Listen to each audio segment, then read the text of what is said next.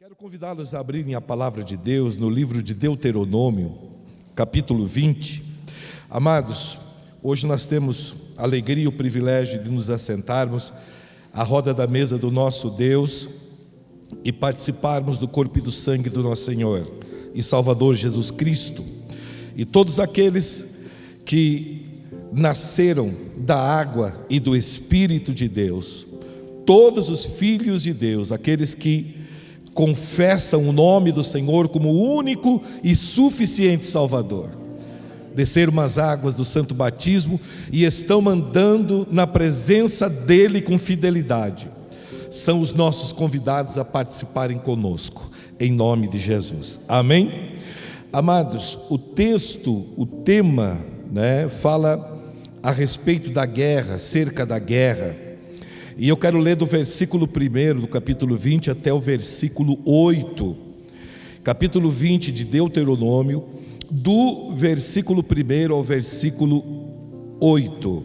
Capítulo 20, versículo 1 ao versículo 8. Diz assim: vou esperar mais um minutinho para que todos encontrem, para que a gente possa acompanhar aqui junto. Muito bem. Quando saíres a peleja contra os teus inimigos, e vires cavalos e carros, e povo maior em número do que tu, não os temerás, pois o Senhor teu Deus, que te fez sair da terra do Egito, está contigo. Quando vos achegardes à peleja, o sacerdote se adiantará e falará ao povo, dir-lhe-á: ouvi, ó Israel, hoje vos chegareis à peleja contra os vossos inimigos, que não desfaleça o vosso coração, nem tenhais medo, não tremais e nem vos atemorizeis diante deles, pois o Senhor vosso Deus é quem vai convosco à peleja por vós contra os vossos inimigos, para vos salvar. Os oficiais falarão ao povo dizendo: qual o homem que edificou casa nova e ainda não a consagrou? Vá, torne-se para casa, para que não morra na peleja e outrem a consagre. Qual homem que plantou uma vinha e ainda não desfrutou? Vá, torne-se para casa, para que não morra na peleja e outrem a desfrutem. Qual homem que está desposado com uma mulher e ainda não a recebeu? Vá, torne-se para casa, para que não morra na peleja e outro homem a receba. E continuarão os oficiais a falar ao povo dizendo: qual homem medroso e de coração tímido?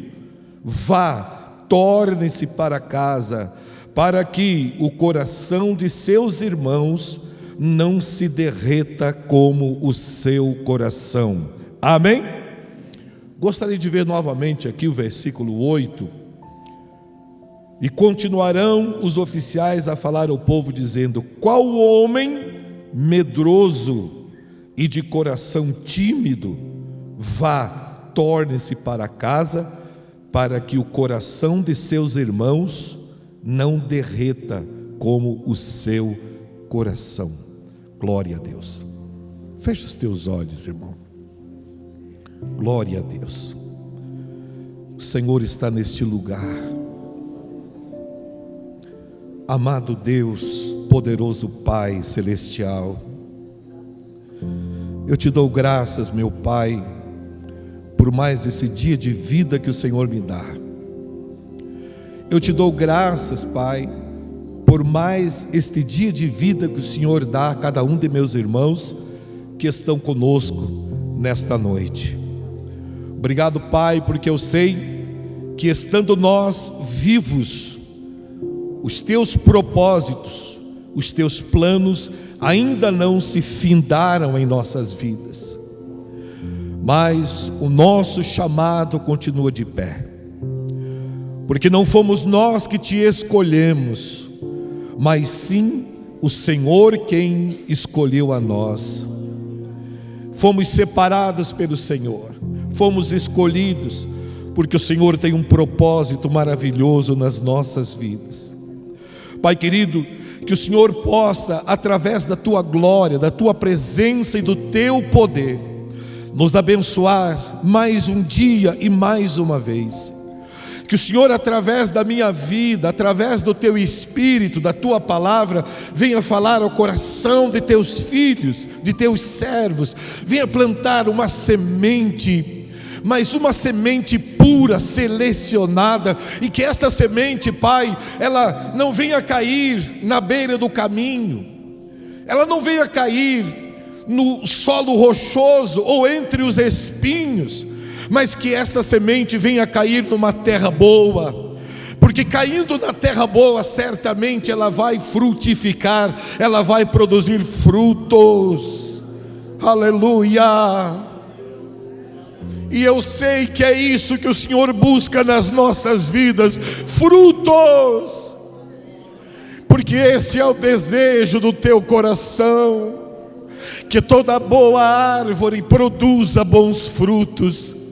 Pai querido, em nome de Jesus, Pai, que o Teu propósito seja renovado, Pai, que os Teus planos sejam renovados na nossa vida, na nossa casa e na nossa família, e que o Senhor possa, Pai, ainda usar as nossas vidas como um instrumento abençoador, para que pessoas sejam abençoadas através de cada um de nós. Usa teus filhos, Pai, desperta a tua igreja, em nome do Senhor Jesus. Pai, nós oramos, realiza, Pai, uma grande obra em nosso tempo, faça algo poderoso e tremendo.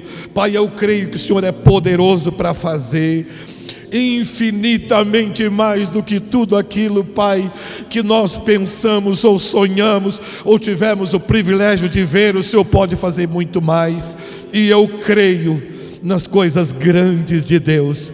Abençoa, Pai, a tua igreja, o teu povo, e fala conosco em o nome de Jesus. E todos digam amém. Diga graças a Deus. Meu amado, pode sentar na presença de Deus. Aleluia.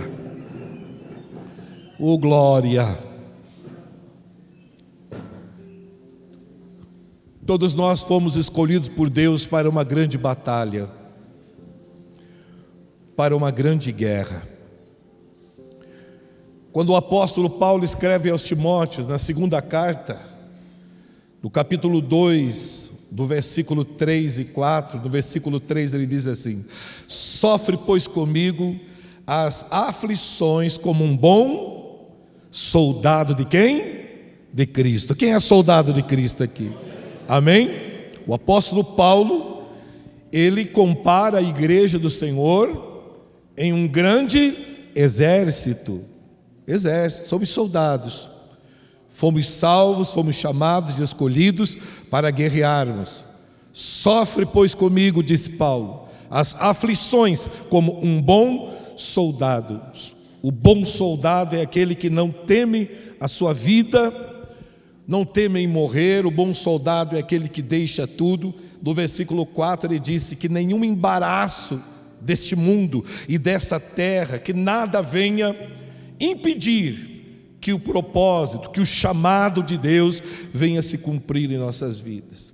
Nós estamos em guerra, irmãos, por isso que eu tenho motivado o povo, a igreja, a se levantarem com propósitos de oração, de jejum, de leitura da Bíblia. Tenho motivado a igreja porque é assim que a igreja do Senhor caminha.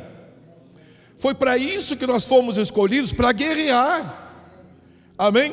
Lembro-me de quando me converti, a gente ouvia canções a respeito disso. Já posso escutar o exército de Deus marchando sobre a terra, em planos de guerra vai. Amém?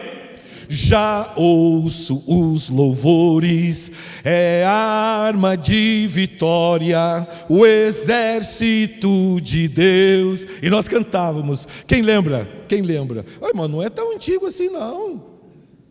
Não é tão antigo assim não. Mas nós marchávamos, irmãos, era uma coisa gloriosa, porque a gente virava e a gente marchava na presença de Deus, declarando: eu sou um soldado de Cristo, e eu estou pronto para marchar, eu estou pronto para guerrear, eu estou pronto para pelejar, querido, porque essa é a realidade da nossa vida. Estamos em guerra, e há 3 adversários, inimigos, que são, creio eu, os mais ferozes que existem, e os que levam o maior número de soldados a fracassarem, a perecerem, a caírem, a tombarem. Há 3 adversários. Um deles é o mundo. É o mundo. As coisas do mundo, as paixões do mundo. É uma coisa incrível, mas cada dia aumentam mais os atrativos do mundo. Enquanto às vezes a palavra de Deus se revela de tempo em tempo, as coisas andam de uma maneira vagarosa, as coisas do inferno, elas se multiplicam a cada dia, a cada momento. O mundo se multiplica. Por isso o apóstolo João diz: filhinhos, não ameis o mundo e nem aquilo que no mundo há, porque aquele que ama o mundo, o amor do Pai não está nele. E o mundo tem derrubado muitas pessoas. Na minha oração de introdução, eu falei sobre a semente semeada entre os espinhos, né? À beira do caminho, no solo rochoso, entre os espinhos e na terra boa. E quando a gente fala entre os espinhos, é aquela semente que cresce um pouco e é sufocada, ela morre no meio dos espinhos. E aí então, na tradução da parábola, Jesus diz que são os prazeres do mundo, os desejos do mundo, que fazem com que muitas sementes sejam sufocadas. Muitas pessoas, elas vêm com um pouco de força, depois elas enfraquecem, desanimam e acabam caindo. Então o mundo é uma coisa terrível. A segunda coisa são as potestades, os dominadores. O apóstolo Paulo fala isso quando escreve aos Efésios, no capítulo 6, versículo 12, ele diz: porque a nossa luta não é contra a carne e nem sangue, mas contra os principados e potestades, contra os dominadores deste mundo tenebroso, contra as castas espirituais do mal. A luta, todos os dias, todos os dias. O inferno se levanta contra a nossa vida, contra o nosso lar, contra a nossa casa, contra a nossa família, porque esse é o objetivo do mal, trazer a destruição. E olha, irmão, eles têm logrado o êxodo, porque muitas famílias têm sido destruídas. Os demônios têm entrado nas famílias. Mas que é isso, pastor? Irmão, isso é o que a palavra de Deus fala. A Bíblia é sagrada, não é coisa de pastor. A nossa luta não é contra as pessoas, mas sim os espíritos do inferno que estão espalhados nesse mundo. Tem gente que acha que os demônios estão todos no inferno. É o maior engano. Irmão, o lugar que tem menos demônio é o inferno. Viu? Porque a Bíblia diz que eles estão por aí, pelos ares, por todos os lugares. Amém, irmãos? Como nuvens, como gafanhotos, estão cercando todos os lados, estão por aí. E às vezes uma palavra, às vezes um gesto, uma atitude faz com que eles se materializem, se incorporem, tragam a destruição, a morte. A terceira, irmão, é a nossa própria carne. O nosso próprio eu, o nosso ego, o nosso orgulho, a nossa arrogância, a nossa ganância. Sabe, um dos maiores problemas que existe somos nós mesmos.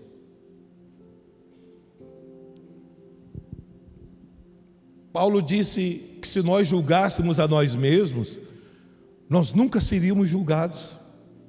Porque a gente não tem noção do mal que muitas vezes a gente a gente não tem noção do mal que muitas vezes a gente faz.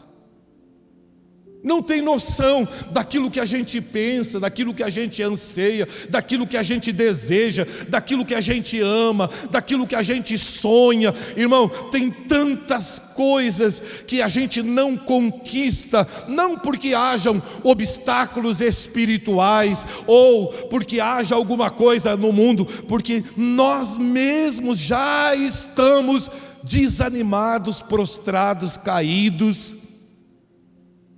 Quantas pessoas dizem, é cedo para mim. Os anos passaram. Se fosse há 10 anos atrás, há 15, há 20, quem sabe seria diferente. Aí eu iria me dispor a lutar, a pelejar, a enfrentar, ou a fazer, ou a realizar. Mas agora o tempo passou e eu envelheci. Queridos, olha só quantas pessoas. Quando Deus chamou Abraão, ele tinha 75 anos. Nós temos poucas pessoas aqui com 75 anos. Acima tem muito pouco. Deus chamou um homem fazendo promessa, e com 100 anos Deus estava dando filhos para ele, cumprindo a sua promessa. Não existe tempo para Deus. Talvez você diga assim, pastor, mas para Deus tudo bem, o problema sou eu. Irmão, a Bíblia diz que aqueles que esperam no Senhor renovarão as suas forças, renovarão as suas forças, renovarão as suas forças. Sabe, querido, Deus é poderoso. Eu disse uma coisa, irmão, eu não critico aquela pessoa que tem depressão, que tem opressão, mas eu nunca tive, e eu já disse que eu nunca vou ter, porque eu não aceito esse desânimo na minha vida.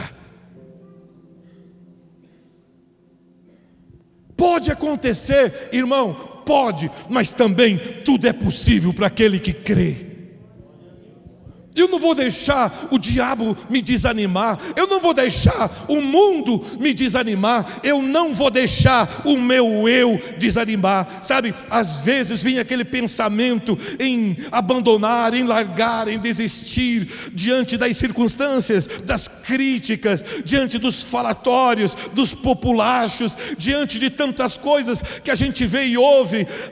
Vem aquele pensamento, mas será que vale a pena sofrer? Será que vale a pena padecer? Mas na hora o Espírito Santo vem e ele confirma dizendo, vale a pena, vale a pena. Uma alma vale mais para Deus do que o mundo todo. Vale a pena, irmão, vale a pena.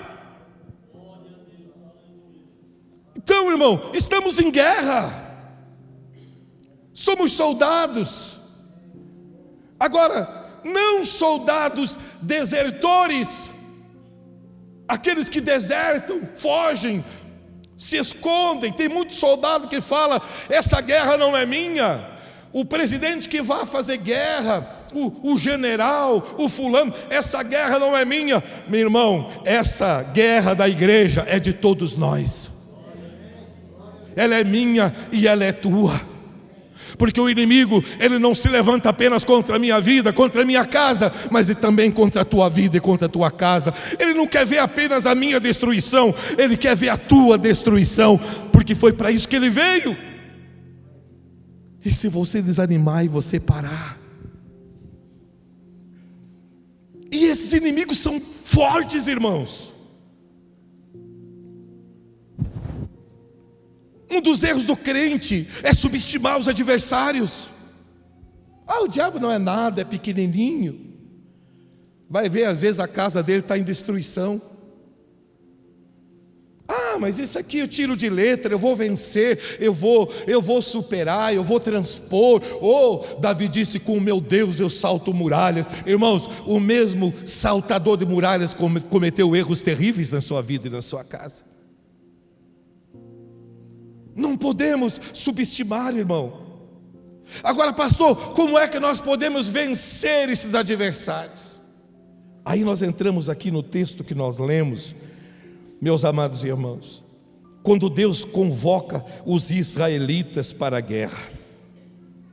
A primeira igreja do Senhor, o primeiro templo, os israelitas. Nós somos povo da segunda casa. Mas olha o que diz aqui, acerca da guerra: todos nós somos soldados. Diga assim: eu creio que eu sou um soldado e eu fui chamado por Deus para guerrear. Você foi chamado. Então Deus diz aqui, quando saíres a peleja contra os teus inimigos e vires cavalos, carros, povo em número maior do que você, o que Deus disse? Fuja. O que foi que Deus disse? Não temerás. Irmão, quando você vê o inimigo encarpelado do lado de lá, irmão, já enfrentei demônios terríveis nessa minha vida e nesse meu ministério.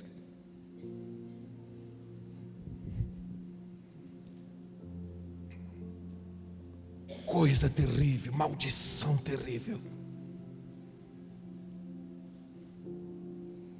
E eu te digo para você, quando você fica frente a frente com uma pessoa, com um menino de 13, 14 anos que 6 homens não podem segurar,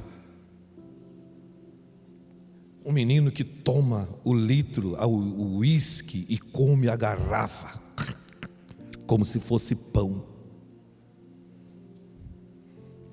Quando você vê, quando você vê uma pessoa tentando devorar a outra viva, quando você vê uma pessoa amarrada num cepo, num toco, queridos, há forças, há poderes que a maioria da igreja desconhece. Sabe por quê? Deus não permite que venha para você, porque Deus sabe que você é destruído. Deus sabe que você não está preparado para pelejar. Mas o texto diz: quando você vê essas coisas, não tenha medo. Pastor, mas o povo foge, se esconde, vai para a rua. Eu entrei em casa, irmão, que o povo estava todo mundo no mato escondido. Eu entrei sozinho,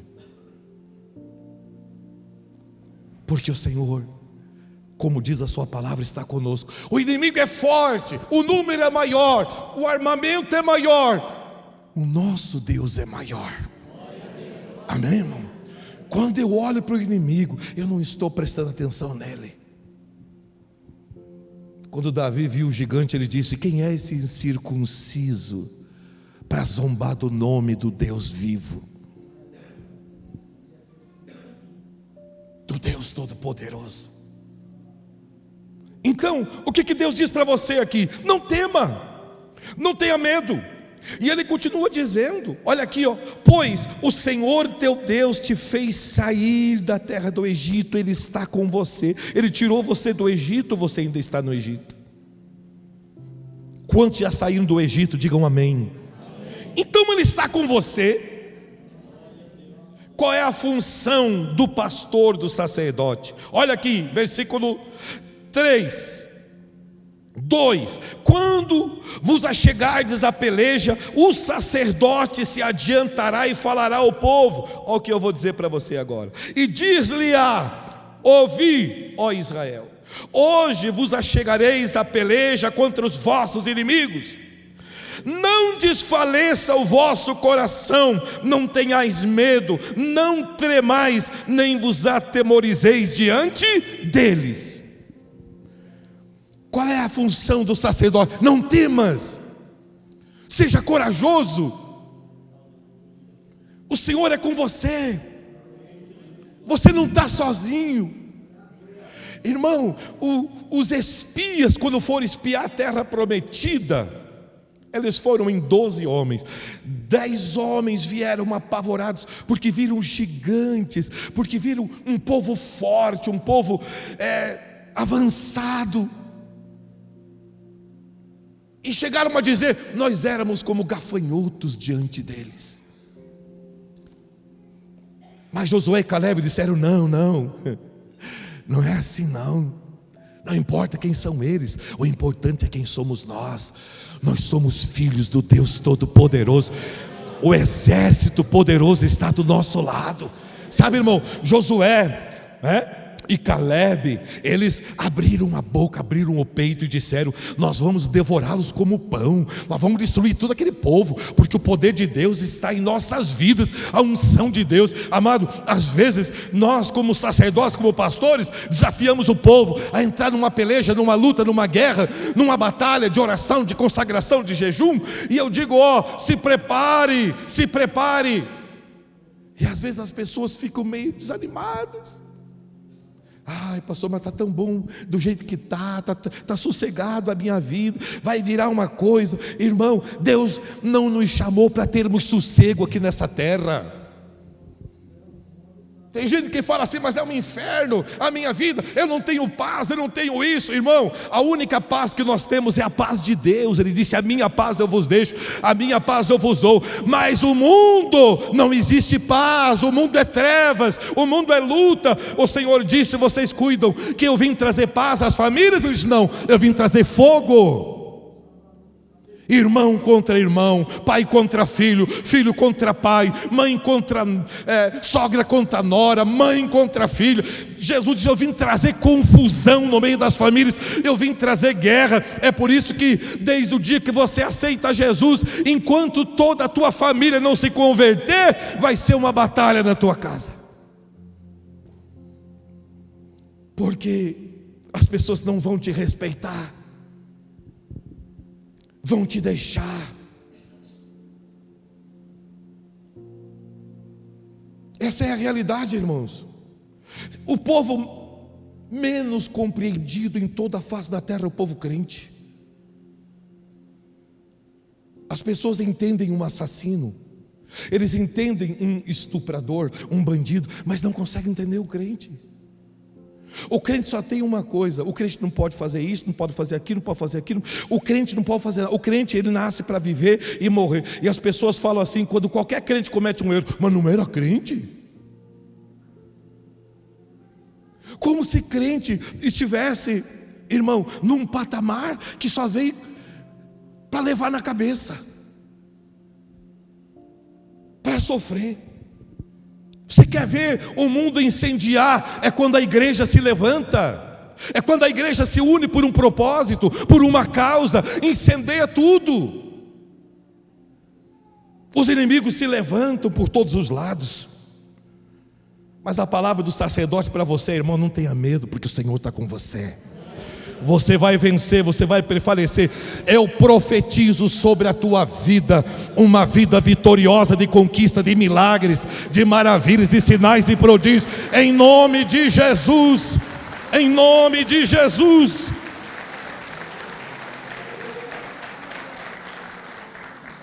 Você crê? Quantos creem? Então diga: eu creio. Agora veja, agora a palavra é do sacerdote.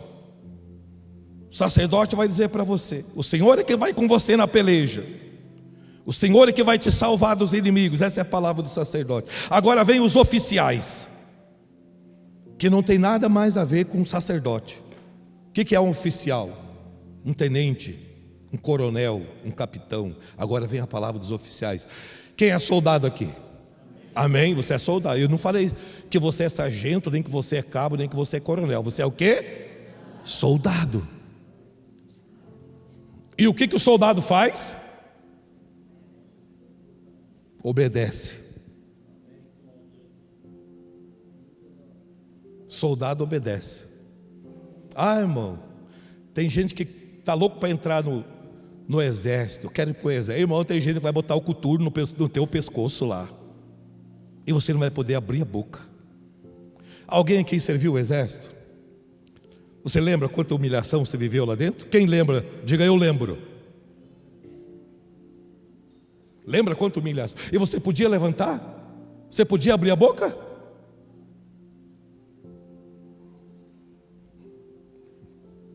Os únicos que falam são os oficiais. Olha o que o oficial fala aqui. Primeiro, anote aí no teu coração. Versículo 5: os oficiais falarão ao povo, aos soldados, dizendo: qual homem que edificou casa nova e ainda não a consagrou? Vá, torne-se para casa. Diga comigo: vá, volte para casa. Mais uma vez: vá, volte para casa. Então olha aqui, ó. Qual homem que construiu uma casa e ainda não consagrou, não edificou, não morou sobre esta casa? Volte para casa, disse o Senhor. Por quê?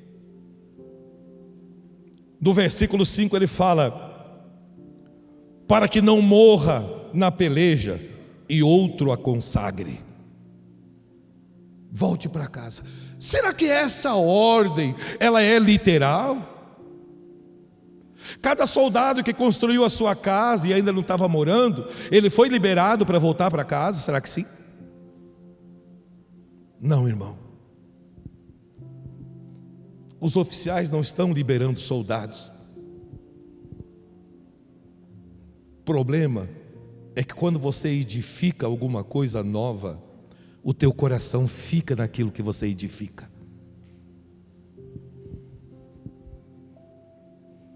E você fala muitas vezes: meu Deus, quanto que eu sofri por fazer essa casa, e agora eu não morei nessa casa. Acho que não vou. Deus está me chamando, Deus está me alistando, Deus quer me levar para uma coisa nova, uma coisa poderosa, mas agora eu construí minha casa. Um dia, um pastor aqui de Chapecó construiu uma casa. Pense a casa, um sobrado, coisa mais linda do mundo. E ele disse: pastor, eu construí essa casa, agora eu vou morrer aqui. A casa não estava nem terminada ainda, a parte de cima estava um monte de coisa. E eu disse: pastor, Deus me mostra um caminhão de mudança encostado aqui na frente, carregando teus tarecos. Não, jamais. Pergunte se ele está morando na casa. Já faz anos que ele foi. E a casa nova está lá. Sobradão lindo, lindo, com piscina, com tudo. Falei: Deus me mostra um caminhão e um monte de gente apressado, carregando duas coisas. Não, pastor. Falei: rapaz, vai acontecer. Foi embora. Qual soldado que pode desempenhar a sua função, o seu chamado, se o coração dele está na sua casa? E continua. O segundo, ele fala assim: aquele que plantou uma vinha e ainda não colheu. Você fez lá aquele parreiral lindo, de ponta a ponta, plantou árvores frutíferas, ajeitou a tua propriedade, a tua casa, tu fez um monte de coisa nova, tu renovou, tu fez coisa, e fala assim: não, quem sabe se fosse há um tempo atrás, eu poderia até agir diferente, mas agora que eu sofri, agora que eu plantei, agora eu ainda não colhi, eu quero colher. Irmão, você vai colher ou você vai ser soldado de Deus? Você vai morrer debaixo do parreiral ou você vai morrer como um soldado no campo de batalha, lutando pelo reino de Deus?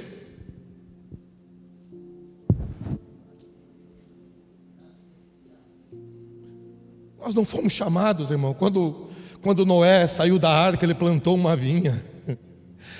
E ele fez o vinho e tomou e ficou bêbado, perdeu até as roupas. Hoje tem um povo, uma nação inteira amaldiçoada por causa de um homem nu, bêbado.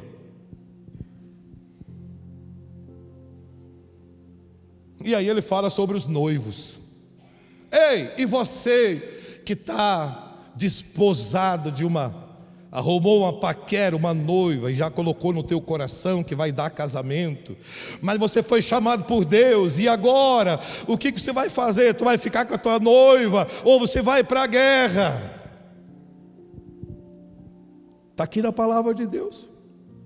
Olha aqui. Qual homem que está desposado com uma mulher e ainda não a recebeu? Vá, torne-se para casa, para que não morra na peleja e outro homem a receba. É o que a pessoa pensa: eu vou lá, eu vou morrer, no fim outro vai ficar com a minha esposa. Como se fôssemos proprietários das pessoas. Fomos chamados para abrir mão, irmãos. Soldado que não abre mão. Você lembra da parábola da grande ceia? Venha, tudo já está preparado. Os bois cevados já foram mortos.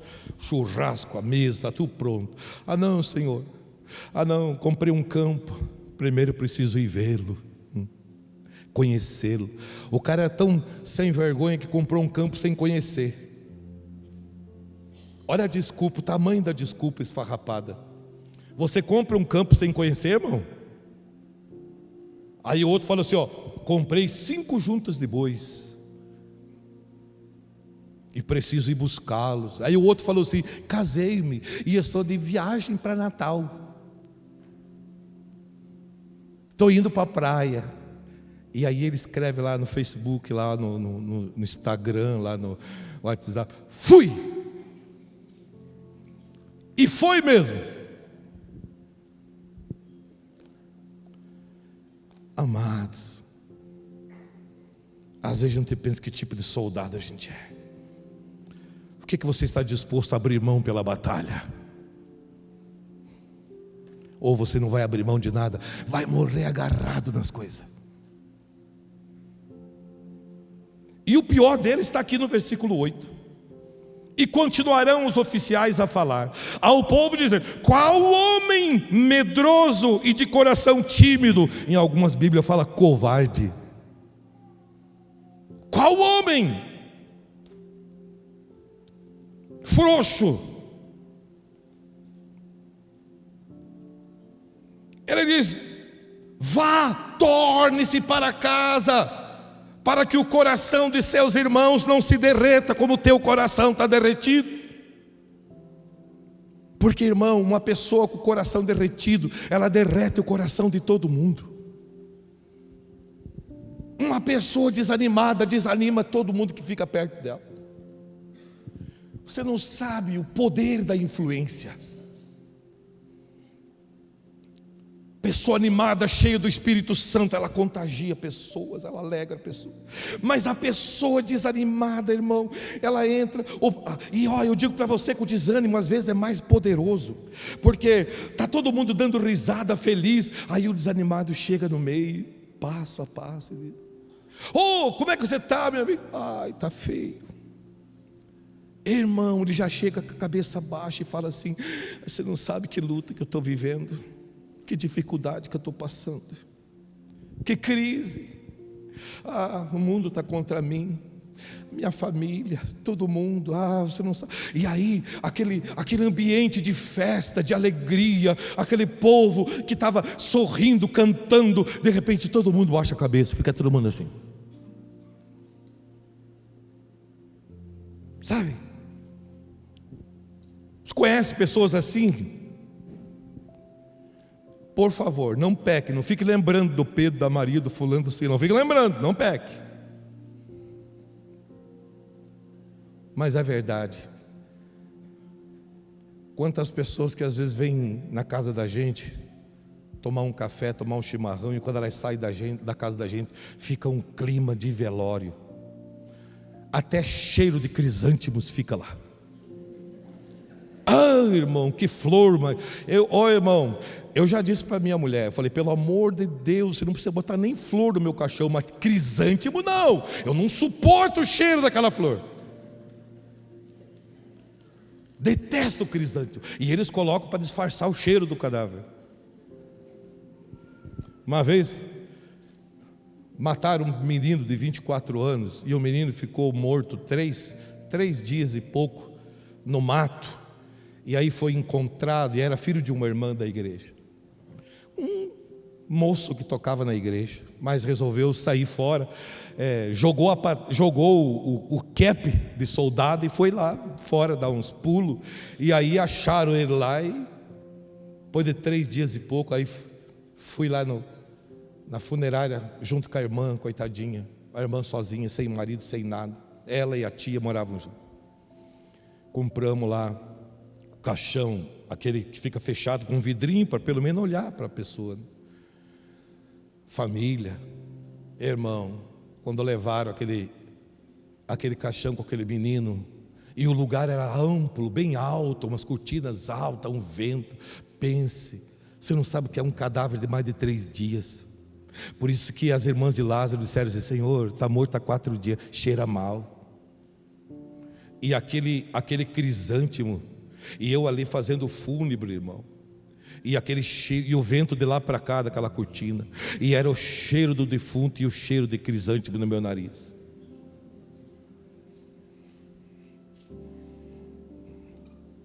É de derreter o coração, irmão.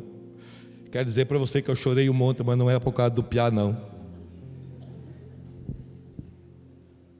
Eu chorei porque não tinha jeito. Mas como tem gente tímida nesse mundo, como tem gente fraca. Irmão, tem homem que só pega no tranco, no arranque. Tem mulher que só leva, só se for arrastado, não consegue andar, irmão. Nas coisas espirituais não tem força. Mas nós somos soldados de Cristo. Temos que nos levantar. Não podemos voltar atrás, irmão. Aliás, eu conheço 4 pessoas. Eu gostaria que você pensasse o que essas 4 pessoas têm em comum: Moisés, Davi, Elias e Jonas. O que essas 4 pessoas têm em comum? Todas elas quiseram desobedecer a Deus. Moisés foi chamado, nasceu para ser o libertador, aí mata um egípcio, foge para Midian, fica 40 anos lá. Aí quando Deus aparece na sarça, fala com ele, fala: tu vai livrar o povo. Eu não, Senhor, eu não consigo falar. Aí ele colocou ali um monte de... capítulo 3 de Êxodo, se você for ler, só havia as desculpas de Moisés, e o Senhor disse: não, eu estou com você. Irmão, Deus fez coisas para poder convencer aquele homem, mas Moisés não queria cumprir o propósito de Deus. Tentou voltar atrás de todas as formas. Será que tem algum Moisés aqui hoje tentando voltar atrás? O segundo homem é Davi. Davi, um guerreiro, lutador, mas um dia ele enfrentou um gigante filisteu, depois de um dia inteiro de batalha, e aí quase que o gigante prevalece contra ele. Mas um de seus oficiais mata o gigante, reúne os oficiais e fala: meu senhor, o negócio é o seguinte, de agora em diante o senhor não vai mais arriscar sua vida, chega de batalha, o senhor vai para o palácio, vai ficar lá, deixa a batalha para nós que somos jovens, nós vamos guerrear, o senhor fica lá, e o senhor só fica ouvindo a notícia da guerra, das vitórias, porque a lâmpada de Israel não pode se apagar. E eles não sabiam que ele estava apagando a lâmpada. E Davi o que faz? Vai para o palácio e diz: sabe que esse povo tem razão, por que eu vou ficar guerreando? Olha, eu tenho um exército forte. E Davi fica lá, e aí o inimigo sempre tem um primeiro, segundo, terceiro e quarto plano. Primeiro, o inimigo quis matar ele através do gigante. Depois, o inimigo arrumou uma mulher que se chamava-se Betseba. E ele olha lá de cima do palácio e vê aquela mulher se banhando lá em cima.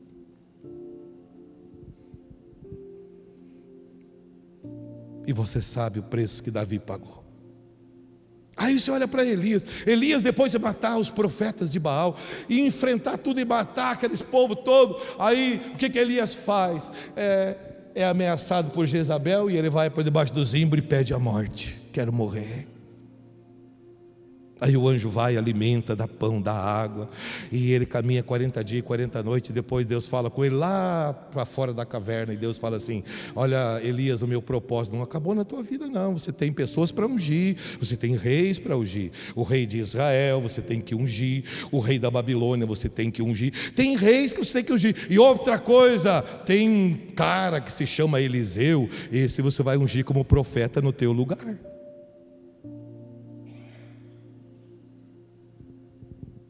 Vai perder a tua cadeira. E Jonas, quando Deus mandou ele ir para Nínive, ele disse nananina, pegou um navio, foi para o porão, comprou uma passagem para um lado oposto de Nínive, Tarsis. Mas lá o Senhor agitou as águas, porque Deus sempre agita as águas. Mas não tem como fugir de Deus. Quando eu me converti, tinha uma canção que eu ouvia a minha missionária cantar: ninguém se esconde da presença de Deus. Quem que pode se esconder? Será que o porão de um navio pode nos esconder? Será que aquele quarto escuro pode nos esconder? Será que aquela rede, aquela garagem, será que pode nos esconder? Deus cumpriu o seu propósito e levou Jonas para Nínive, e Jonas ganhou a cidade para o Senhor, porque quando ele pregou dizendo: convertei-vos ao Senhor, porque a ira de Deus está vindo sobre vocês, vocês vão morrer. Aquele povo se levantou em jejum, em consagração. O rei chamou o povo e disse: hoje nem os cavalos não bebem água, e nem comida, nem bicho nenhum, nem criança, você que tem filho, você não vai amamentar, ninguém vai comer. Nós vamos consagrar um santo jejum, e nós vamos atrair a misericórdia desse Deus para a nossa vida. Que mensagem Jonas pregou, irmão, tão simples, mas na unção do Espírito Santo. O que é pequeno se torna grande, o que é fraco se torna forte, aquilo que não é aparece, resplandece e se transforma em algo grande, poderoso e maravilhoso. Na unção do Espírito as coisas funcionam, irmão.